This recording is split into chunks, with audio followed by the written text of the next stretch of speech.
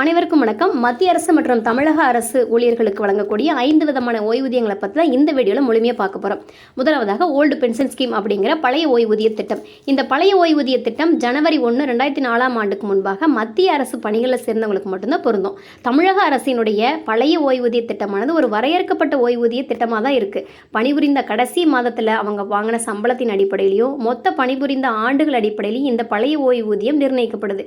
இந்த பழைய ஓய்வூதிய திட்டமானது மாதாந்திர ஓய்வூதியம், மாதாந்திர குடும்ப ஓய்வூதியம், விலைவாசி உயர்வுக்கான நிவாரணம், பணிக்கொடை, அப்புறம் ஓய்வூதிய தொகுப்பு ஆகியவற்றை உள்ளடக்கியது. ஓய்வூதிய திட்டத்தில் சேர்ந்தவங்க அரசு பணியில் குறைந்தபட்சம் 10 ஆண்டுகள் பணிகள் செய்திருக்கும் பட்சத்தில் எந்த ஒரு அரசு ஊழியரும் ஓய்வூதிய திட்டத்தின்படி பணபலன்களை பெறுவதற்கு தகுதியுடையவங்கள் ஆகிறாங்க.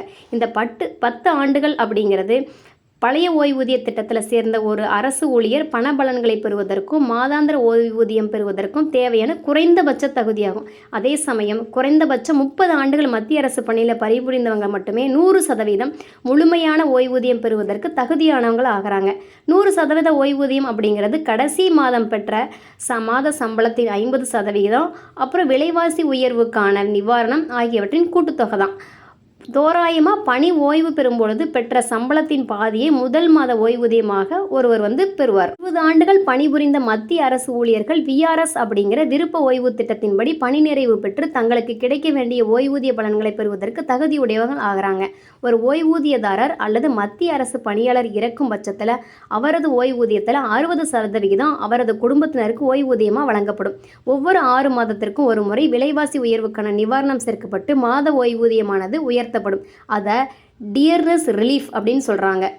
இரண்டாவதாக நியூ பென்ஷன் ஸ்கீம் அல்லது நேஷனல் பென்ஷன் ஸ்கீம் அப்படிங்கிற மத்திய அரசினுடைய புதிய ஓய்வூதிய திட்டம்.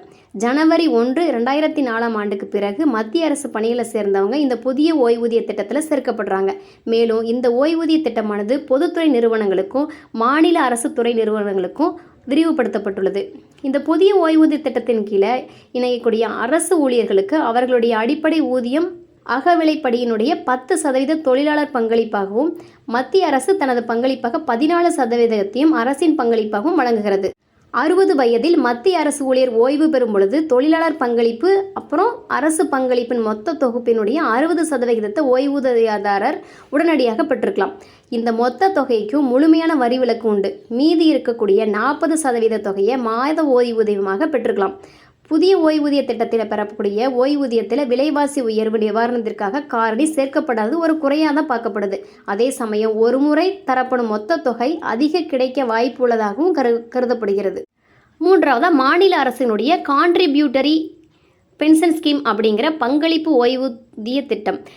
ஏப்ரல் 1 2023 ஆண்டுக்கு பிறகு மாநில அரசுகளுடைய பணிக்கு சேர்ந்தவர்கள் கான்ட்ரிபியூட்டரி பென்ஷன் ஸ்கீம் அப்படிங்கிற பங்களிப்பு ஓய்வூதிய திட்டத்தில் சேர்க்கப்படுறாங்க. இந்த பங்களிப்பு ஓய்வு திட்டத்தில் தொழிலாளர்கள் பங்களிப்பாக அடிப்படை ஊதியம் அப்புறம் அகவிலைப்படியில் 10% பிடிக்கிறாங்க. அதே சமயம் தொழிலாளர் பங்களிப்புக்கு இணையாக 10% தனது பங்களிப்பாக அரசு செலுத்துகிறது. புதிய ஓய்வூதிய திட்டத்தில் பெறக்கூடிய ஓய்வூதியத்தில் விலைவாசி உயர்வு நிவாரணத்திற்காக காரணி சேர்க்கப்படாதது ஒரு குறையாக தான் பார்க்குறாங்க. நான்காவதா யூனிஃபைடு பென்ஷன் ஸ்கீம் அப்படிங்கிற மத்திய அரசின் ஒருங்கிணைந்த ஓய்வூதிய திட்டம். மத்திய அரசு ஊழியர்களுக்காக உருவாக்கப்பட்ட ஒருங்கிணைந்த ஓய்வூதிய திட்டம் உறுதி செய்யப்பட்ட ஓய்வூதியம், பணவீக்கத்திற்கேற்ப அகவிலைப்படி உயர்வு, அது மட்டும் இல்லாமல் குடும்ப ஓய்வூதியம் ஆகியவற்றை வழங்குகிறது.